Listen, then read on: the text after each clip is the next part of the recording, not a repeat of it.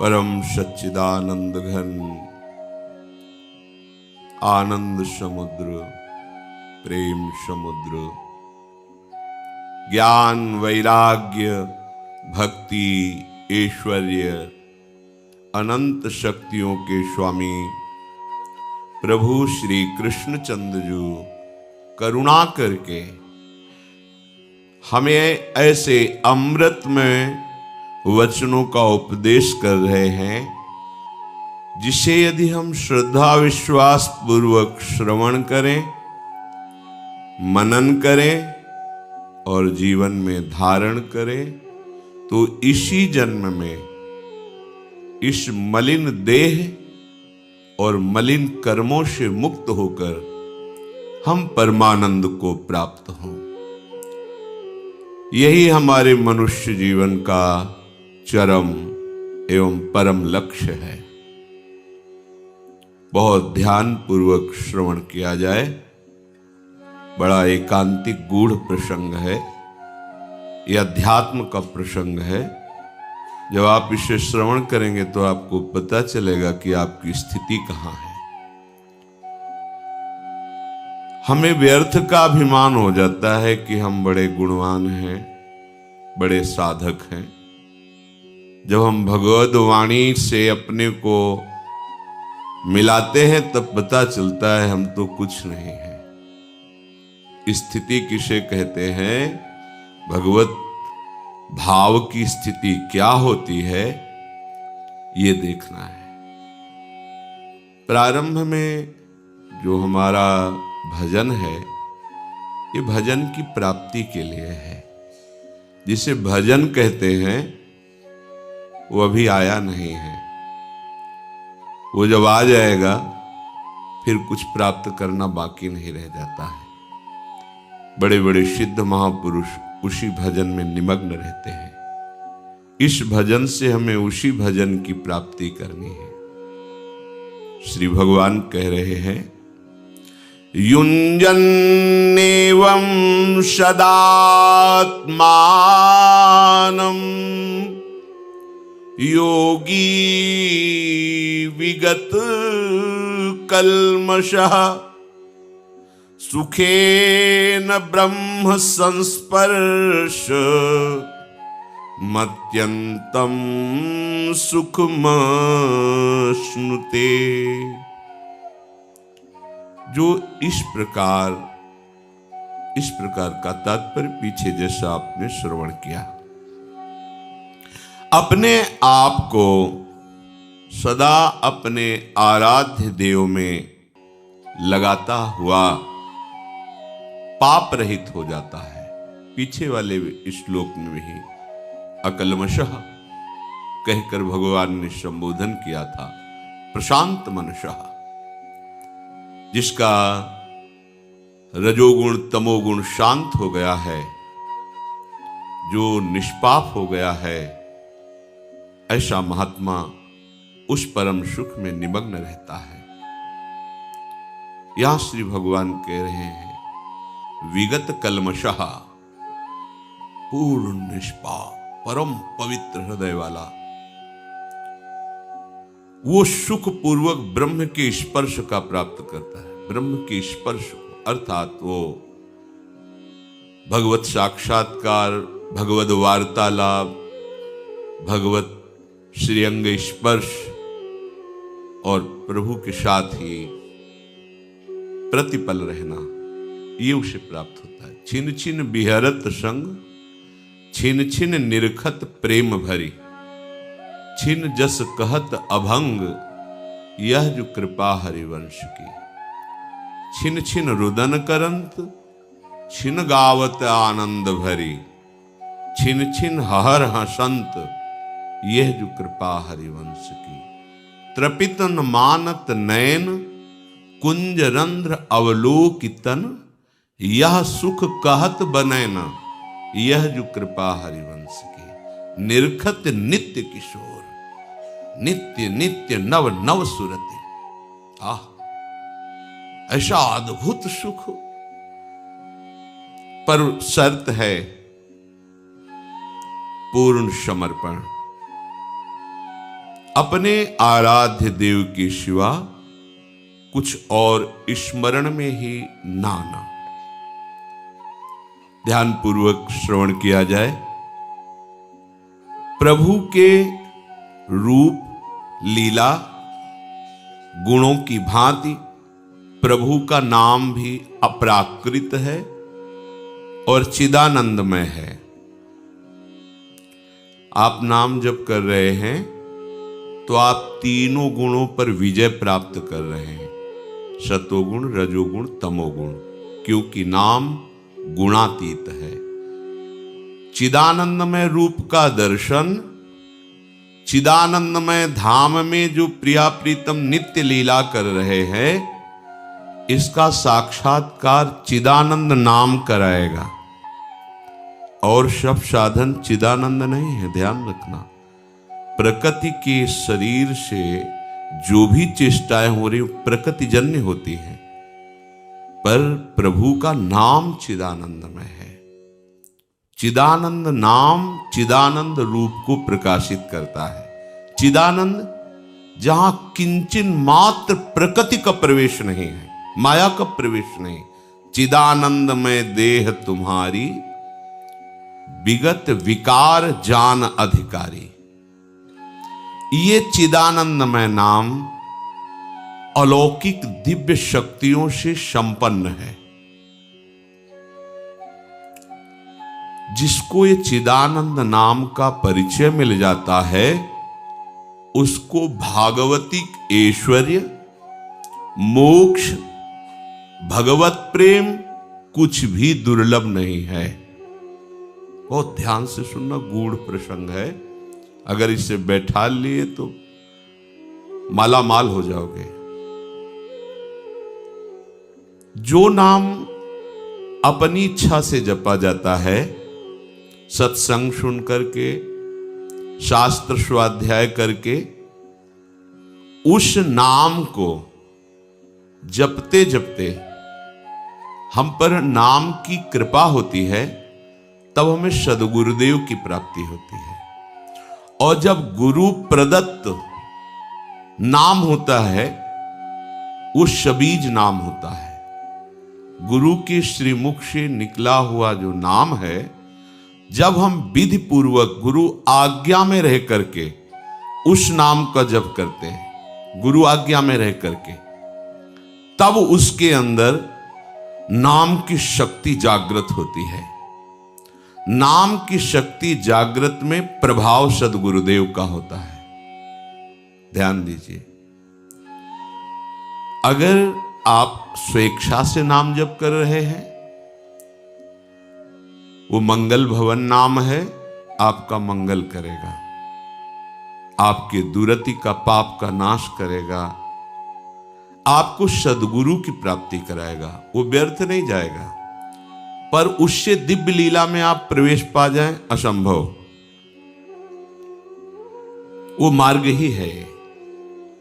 जब सद्गुरुदेव भगवान नाम प्रदान करते हैं और हम उनकी आज्ञा में रहकर नाम जप करते हैं, तो गुरुदेव की शक्ति के प्रभाव से हमारे हृदय में अधिकार बनने लगता है बीज मंत्र प्राप्त करने का। बड़ा सुंदर क्रम है।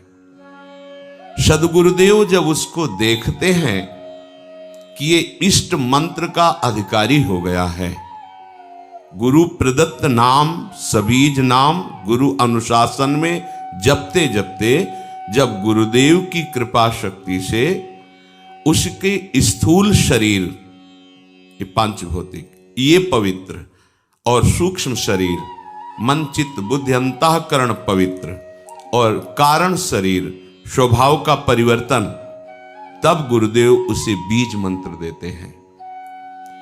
बीज मंत्र ये विशुद्ध भावदेह की प्राप्ति कराता है। बीज मंत्र के क्रम विकास से उसमें दिव्यता का प्रादुर्भाव होता है। क्रम विकास से आप कितना अधिक मंत्र में तन्मय हो रहे हैं, कितना अनुशासन से युक्त हैं, कितनी पवित्रता का निर्वाह कर रहे हैं, कितनी आपके अंदर एकाग्रता है, कितनी देर मंत्र में टिकते हैं उसके अनुसार देह एवं मन की सारी मलिनता दूर हो जाती है और बीज मंत्र से सिद्ध स्वरूप का उदय होता है। उस उपासक के हृदय में भाव देह जिसे कहते हैं। मंत्र सिद्धि आचार्य परंपरा से है, आपको मंत्र सिद्ध करने की जरूरत नहीं है, सिद्ध मंत्र है। इस मंत्र में प्रियता, अधिक समय तक टिके रहना, बहुत समय तक निज मंत्र ही चल रहा है, इससे आपकी पहले भूत शुद्धि होगी, पंचभूत आपके शुद्ध होंगे जिनसे शरीर रचा है। फिर चित्त शुद्ध होगा, इसके बाद स्वभाव शुद्ध होगा आपका। वो स्वभाव ही जहां शुद्ध हुआ ता भाव देह का अनुभव होने लगेगा बीज मंत्र से, निज मंत्र से। उस समय किसी भी अभाव की स्मृति नहीं रहती। अभाव, न उसे मोक्ष चाहिए, न सिद्धियां, कोई अभाव नहीं। सोचो कैसी स्थिति। जिस समय स्वभाव शुद्ध हुआ, पहले भूत शुद्धि, चित्त शुद्धि, स्वभाव शुद्धि, अब जो भाव का प्रादुर्भाव हुआ तो यहां कोई भी अभाव नहीं है। किसी भी तरह की कोई चाह, कोई कामना, कोई पद प्रतिष्ठा, कुछ नहीं। ये अवस्था यद्यपि सिद्धावस्था के अंतर्गत मानी जाती है, परंतु इस प्रेम मार्ग की इस अवस्था में माता के गर्भ से उत्पन्न मलिन देह से प्रवेश नहीं हो सकता। इस देह का राग जब तक है, इसमें जब तक अपनापन है, तब तक आपका निकुंज रस में, देखो कहां है, गुरु प्रदत्त नाम जप से मंत्र का अधिकार, मंत्र से समस्त भूतों की शुद्धि, स्वभाव तक की शुद्धि। अब भाव देह का प्रादुर्भाव, माता के गर्भ से उत्पन्न हुए देह से प्रवेश नहीं है, भाव देह से, गुरु प्रदत्त मंत्र से उप्रगट हुआ जो देह है उससे। बनिता पुरुष भाव मिट जाए, सेवे ललितादिक के भाए। मानसी गढ़े चित्त, उसके चित्त में ही अनुभव होने लगता है अपने दिव्य देह का, चिदानंदमय देह का। फिर वो मानो राजमार्ग पे खड़ा हो गया। राजमार्ग जैसे बना हुआ जीटी रोड, अब आंख मूंद के दौड़ने पर भी गिरने की संभावना नहीं। अब संभावना खत्म, माया अब उसको स्पर्श भी नहीं कर सकती। भगवत भजन की ये माइक अशुद्धि को दूर करके दिव्य देह, भाव देह की अभिव्यक्ति जब तक नहीं है तब तक लीला में प्रवेश नहीं होता। छिन छिन बिहरत संग ये अनुभव नहीं होता। अब भावदेह में जो सेवा होती है, जो सुमिरन होता है, जो भजन होता है, वो है भजन। तो इस भजन से उस भजन की प्राप्ति, भजन से भजन की मांग, ये होगा गुरु प्रदत्त मार्ग से ही, ऐसे नहीं हो सकता। विधि मार्ग की नियमबद्धता इस उपासना में दृढ़ करेगी। ये चैतन्य मंत्र अंदर जाकर के आपकी भावना को सार्थक करता चला जाएगा।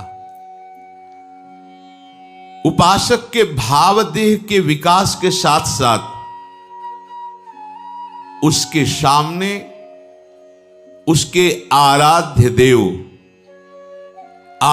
देव का ज्योतिर्मय धाम, आराध्य देव की गूढ़ रस रीति प्रकाशित होने लगती है। ध्यान दीजिए, पर यह जान लेना चाहिए कि यह बात उसी के लिए है जो गुरु प्रदत्त बीज मंत्र का अनुष्ठान कर रहा है, निरंतर अनुशासन में रह करके। ये मंत्र वाच्य वाचक अभेद स्थिति पैदा कर देता है। अर्थात ये निज मंत्र ही नवनिवृत्त निकुंज, नवनिवृत्त निकुंज विलासी युगल सरकार और उनकी आंतरिक प्रीति, मन मन की रुचि जानी, ये सामर्थ्य प्रदान करता है। गुरु प्रदत्त बीज मंत्र जब पवित्र साधक के हृदय रूपी खेत में पड़ता है तो इष्ट रूपी फसल तैयार हो जाती है। इसी बीज से वृक्ष का प्रादुर्भाव होता है, निकुंज का। गुरु प्रदत्त मंत्र में प्राणों से भी अधिक जिसे प्यार है वही इसको प्राप्त कर पाता है। इस बीज मंत्र से प्राकृतिक जितनी भी सृष्टि है सबसे स्वाभाविक अरुचि पैदा हो जाती है और उसमें गुरु शक्ति का आधान होते ही इष्ट का स्वरूप प्रकाशित हो जाता है। नाम नामी जैसे अभेद है वैसे ही मंत्र और निकुंज अभेद है। इस उपासना की विशेषता यही है, गुरु अनुशासन में रहकर उपासना करना। ज्योतिर्मय धाम, ज्योतिर्मय रूप, ज्योतिर्मय लीला, अब ये भजन का प्रभाव प्रकाशित हुआ। वो उपासक भले दिखाई देता है शरीर में है, पर वो शरीर में रहते हुए भी शरीर में नहीं रहता। वो अपने ज्योतिर्मय धाम में धामी श्यामा श्याम की नित्य सेवा में अपने भाव देश से रहता है। शरीर छूटे या बना रहे इससे कोई फर्क नहीं पड़ता। शरीर रहते ही वो इस अवस्था को प्राप्त हो जाता है। ये प्रेम की चरम अवस्था है। अब ऐसे महापुरुष में और इष्ट में बिल्कुल कोई अंतर नहीं रह जाता। विगलित होकर के एकीभूत हो जाता है। अब वो रस स्वरूप हो जाता है। जो उपासक उपासना की इस सोपान स्थिति पर होता है वो रस स्वरूप, रसमय हरिवंश, परम परमाक्षर, वो नाम के प्रभाव से स्वयं नाम का फल उसके हृदय में जो प्रकाशित हुआ तो वो फल स्वरूप ही हो गया, रस स्वरूप, रसमय हो गया। ये प्रेम की महाअद्वैत स्थिति है। प्रेम की इस अवस्था में जो स्थायी भाव स्वरूप प्राप्त हुआ, अब वो नित्य लीला का अधिकारी हो गया। देखने का ही नहीं, सम्मिलित होने का अधिकारी हो गया। इसलिए इस उपासना में, भगवत प्रेम की उपासना में हमारे हृदय में क्या हो रहा है ये प्रतिपल हमें देखते रहना चाहिए। उपासक के लिए बहुत सावधानी की बात है, एकांत में अपने हृदय का निरीक्षण करते रहना और अपने प्रभु से प्रार्थना करते रहना। क्या प्रार्थना?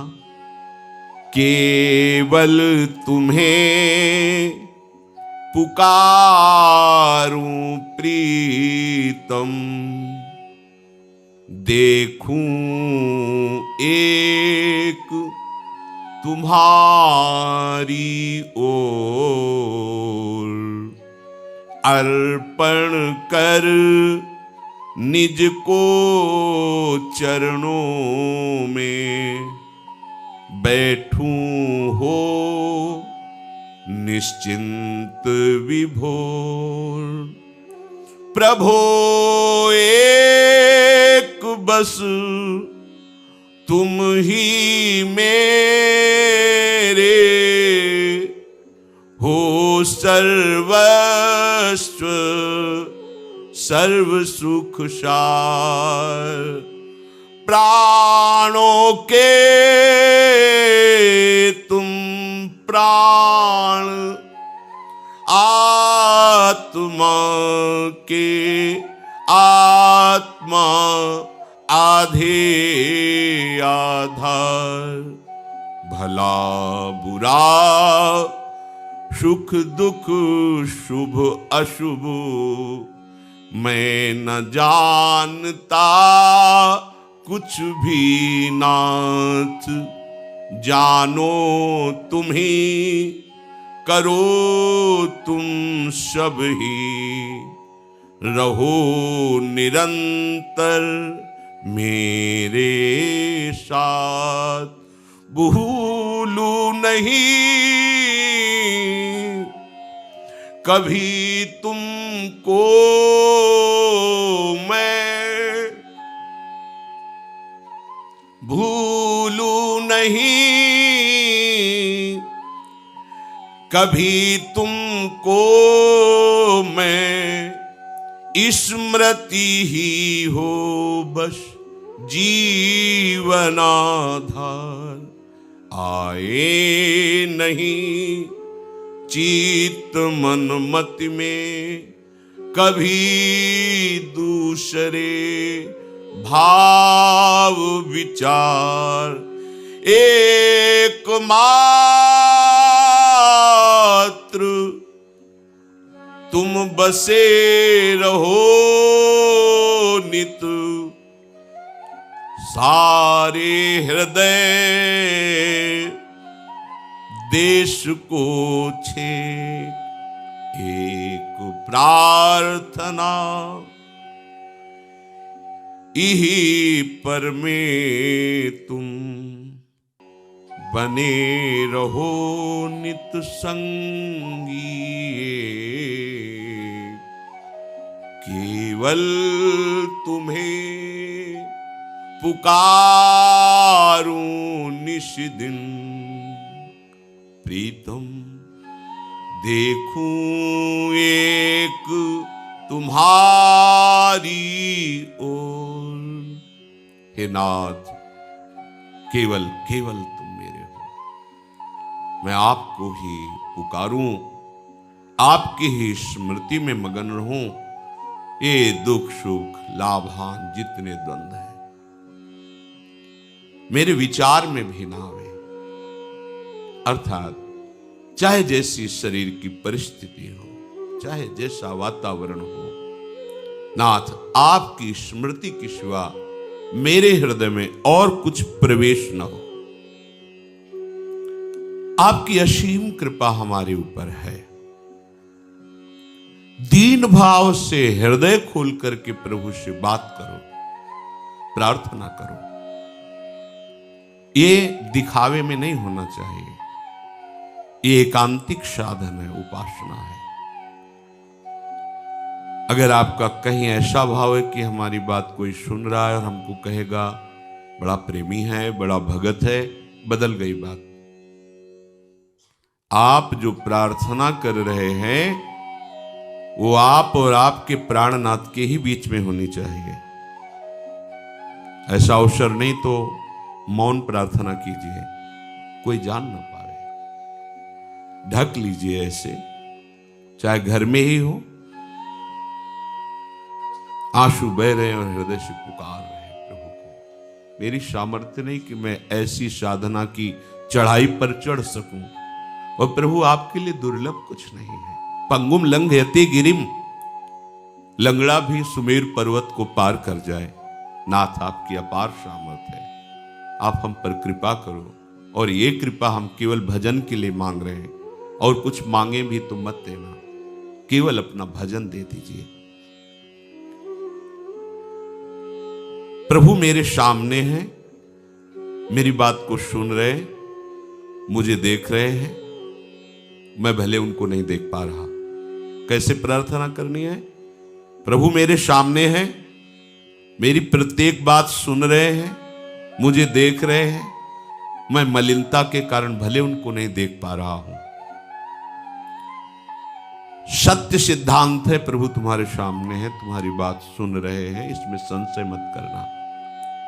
क्योंकि हर समय हर जगह कण कण में प्रभु विराजमान तो मेरे सामने वो हैं, मेरी बात वो सुन रहे हैं। जब आपकी भावना पवित्र और दृढ़ होगी तो आपको दिखाई देने लगेगा कि वो सामने है। आप जिस रूप की भावना करेंगे उसी रूप में वो आपके सामने प्रकट हो जाएंगे। जैसे जैसे प्रेम की वृद्धि होगी वैसे वैसे प्रभु का हर समय आपको दर्शन होगा। ये वो मार्ग नहीं कि प्रभु आए कभी एक बार दर्शन दे के चले गए, नहीं नहीं, ऐसा नहीं। प्रति क्षण छिन छिन बिहरत संग, हर समय उपासक के साथ रहते हैं प्रभु। पर उपासना नियत समय, जितने समय में जितनी जो आपकी गुरु प्रणाली है, गुरु ने नियम, उसमें कभी बाधा नहीं होनी चाहिए, प्रमाद स्थिति नहीं होनी चाहिए। प्रमाद स्थिति बहुत घातक है। रोज तो जाते हैं, आज रहने दो, क्या 2 बजे से उठना, नहीं नहीं। जब तक शरीर में प्राण है, चेतना है और हम चल सकते हैं, तब तक ऐसा नहीं होने देंगे। शरीर को आप पहुंचाएंगे। अगर आप कष्टों से लड़ना नहीं सीखेंगे तो आप ऐसी महामहिम स्थिति को कैसे प्राप्त कर पाएंगे? आपको बहादुर बनना है, प्रभु के सामने दैन्य रहना है, साधन का अहंकार नहीं करना, पर किसी भी दुख के सामने सर नहीं झुकाना है। ध्यान दीजिएगा, हम दुखों में आंसू नहीं बहा सकते, हम दुखों में घुटने टेक नहीं सकते। किसी भी परिस्थिति के हम गुलाम नहीं हैं, हम प्रभु के दास हैं। कच्चा साधक क्या होता है? प्रभु के लिए एक भी आंसू नहीं आते, अपने थोड़े दुख में फूट फूट कर रोता है। थोड़ी सी व्यवस्था भंग हुई, आंसुओं की धार लग गई। थोड़ी सी प्रतिकूलता हुई, छूट गया नियम, छूट गई उपासना। ऐसे कच्चे घड़ों में प्रेमामृत रस नहीं रखा जाता है। रस रखने वाला बहुत प्रवीण है, वो पहले देख लेता है बजा के कि घड़ा कहीं फूटा तो नहीं है, कच्चा तो नहीं है, क्योंकि अत्यंत दुर्लभ ही प्रेम रस आचार्य और गुरु उसी के हृदय में रखते हैं जो समस्त द्वंद्वों के सहने की सामर्थ्य रखता है। 24 घंटे में जब आप शयन के लिए जाएं तो आप उस समय अपने पूरी जागृत अवस्था की एक एक वृत्ति का चिंतन करें। आज जब से जगे थे और अब शयन करने जा रहे हैं, कौन कौन सी ऐसी वृत्ति आई जो प्रभु से विमुख करने वाली थी? कौन कौन सी ऐसी बात हुई जो प्रभु से विमुख करने वाली थी? कौन कौन सी ऐसी क्रिया हुई जो प्रभु से विमुख, और उसको अपने दिमाग में रखो। कल से नहीं होने पाएगा, ये बात नहीं होगी, ये त्रुटि नहीं होगी, ये क्रिया नहीं होगी। और प्रभु से प्रार्थना करो, नाथ हमें बल प्रदान करो कि जो आज हमारी उपासना में त्रुटि हुई वो कल नहीं होनी चाहिए। अगर पुनः होती है तो फिर हम पश्चाताप करेंगे, फिर हम दृढ़ नियम लेंगे और एक दिन हम इन त्रुटियों पर विजय प्राप्त कर लेंगे। दीन बंधु करुणा वरुणालय प्रभु आपके सहयोग में हैं। जो साधक आत्मनिरीक्षण नहीं करता है वो परमार्थ में आगे नहीं बढ़ पाता। आत्मनिरीक्षण, अपने को देखना, अपनी जांच करना।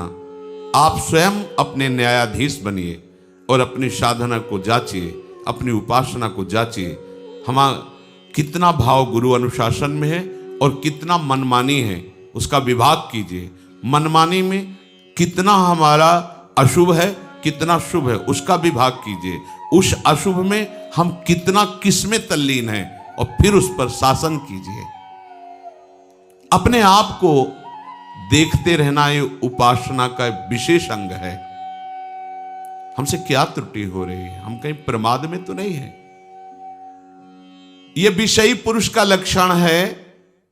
कौन क्या कर रहा है, कहां जा रहा है, यह उपासक का कार्य नहीं है। जो दूसरों को देखते रहते हैं वो उपासक नहीं है, वो विषयी पुरुष है। या जो महापुरुष जगत को नामामृत उपदेशामृत से परम कल्याण की तरफ ले जा रहे हैं, वो देख सकते हैं।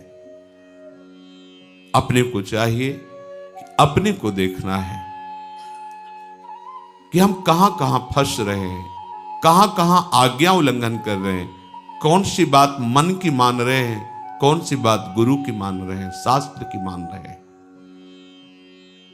साधक को तो अपने निरीक्षण से ही फुर्सत नहीं मिलती, वो दूसरे के विषय में क्या देखेगा, क्या बोलेगा।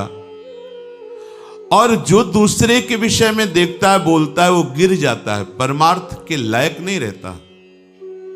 ध्यान देना है, जो दूसरे के विषय को देखता रहता और बोलता रहता है, वो गिर जाता है, अर्थात तो परमार्थ का साधक नहीं होता।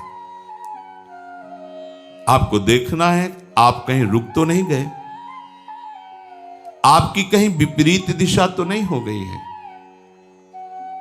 ऐसा तो नहीं है कि आप बाहर से वेशधारी हो, बाहर से आप परम पवित्र देश में रह रहे हो और अंतर से विषय चिंतन कर रहे हो, अंतर से विषयी वस्तु व्यक्ति स्थान का संग कर रहे हो, तो मान लीजिए आप भ्रष्ट हो रहे हैं, आपका मार्ग ठीक नहीं है, आप उपासक नहीं हैं। फिर सुनिए, उपासक को देखना है कि बाहर से पुण्यात्मा का परम पवित्र वेश धारण किए हैं, बाहर से परम पवित्र पुण्य देश में रह रहे हैं और अंतर से विषयों का चिंतन हो रहा है, विषय वस्तु व्यक्ति स्थान का संग कर रहे हैं, तो आप भ्रष्ट हैं। भ्रष्ट हो जाएंगे नहीं, आप भ्रष्ट हैं, अर्थात भ्रष्ट माने गिरे हुए, आप अपने मार्ग से गिर चुके हैं, आप उपासक नहीं हैं। उपासक को यह बात देखनी है, हमारा मन विषयों की ओर जा रहा है कि हमारा मन प्रभु की ओर जा रहा है। हमारा लक्ष्य क्या है? प्रिया प्रीतम। तो हमारा मन किधर जाएगा? प्रिया प्रीतम की तरफ जाना चाहिए। विषयों की तरफ क्यों जा रहा है? विषय भोगों की तरफ क्यों जा रहा है? क्या है? लक्ष्य नहीं दृढ़ है, आपको पता नहीं आपको कहां जाना है, आप किधर जा रहे हैं। आप परीक्षा कीजिए अपने हृदय की, निरीक्षण कीजिए। साधक इसी परीक्षा में पास होकर उपासना की ऊंचाई पर चढ़ता है।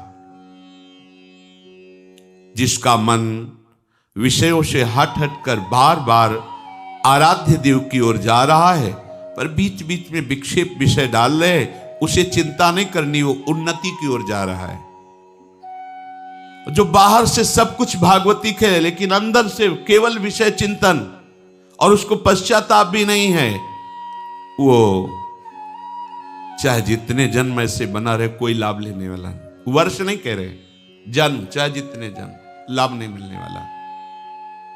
नियत बुरी है उसकी, नियत बुरी है।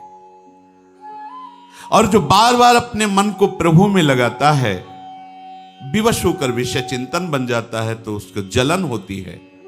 ये ठीक रास्ते पर है, इसकी नियत अच्छी है, उद्देश्य अच्छा है, वो जा रहा है अपने प्रीतम की ओर, वो मुड़ गया है अपने प्रीतम की ओर। सबसे पहली साधक को यह वृत्ति देखनी है कि तुम्हारी गति मुड़ी है कि नहीं प्रभु की तरफ। बहुत बहुत अमृतमयी बात, आपकी गति प्रभु की तरफ मुड़ी है कि नहीं।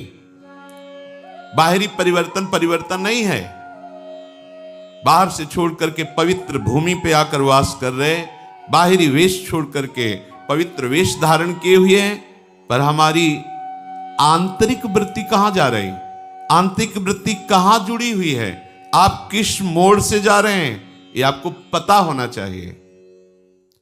विषयाभिमुख जीवन को मोड़कर प्रभु के सम्मुख करना, यही तो उपासना है। यदि हम बाहरी भेष पवित्र है, पवित्र देश में रहते हैं, चिंतन विषयों का करते हैं, बाहरी त्याग दिखाकर मान प्रतिष्ठा चाहते हैं, तो हमारा जीवन विमुखता की तरफ जा रहा है, भगवद विमुखता की तरफ, दुर्गति की तरफ जा रहा है। ध्यान दीजिए, हम ठीक रास्ते पे नहीं हैं। यदि जीवन ऐसे व्यतीत कर दो, कुछ नहीं हाथ लगेगा। और यदि आपने अंदर से अपना रास्ता चयन किया है, परमार्थ लक्ष्य निश्चित किया है श्यामा श्याम, और बार बार प्रयासरत है उनके नाम रूप लीला गुण का चिंतन गायन, तो आपकी चाल में देर हो सकती है पर मार्ग में, इसलिए प्राप्ति में देर नहीं होगी। यह है महामहिम बात। आपने निश्चय पक्का किया है भगवत प्राप्ति का, और आप बार बार प्रयासरत हैं, सफल नहीं हो पा रहे, पर आप मार्ग में हैं। अब आपको भगवत प्राप्ति निश्चित हो जाएगी, क्योंकि प्रभु करुणामय है, वो देख रहे हैं, आपके प्रयास को देख रहे हैं। देर नहीं लगेगी।